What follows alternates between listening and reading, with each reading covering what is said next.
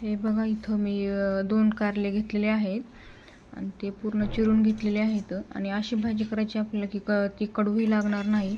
पहिल्यांदा ते भाजून घ्यायची आहे तव्यावरती, मंद आचेवरती भाजून घ्यायचं आहे आपल्याला आधी.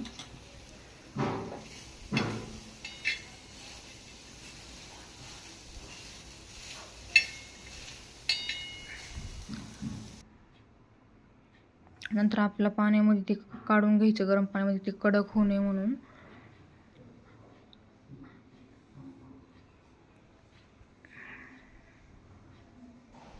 नंतर मी इकडे 2 भाकरी केलेल्या आहेत आणि नंतर आपल्याला फोडणीची तयारी करायची आहे. फोडणी देण्यासाठी आपल्याला कांदा वगैरे आपण चिरलेला आहे, मोहरी वगैरे टाकलेली आहे, लसूण वगैरे टाकलेला आहे.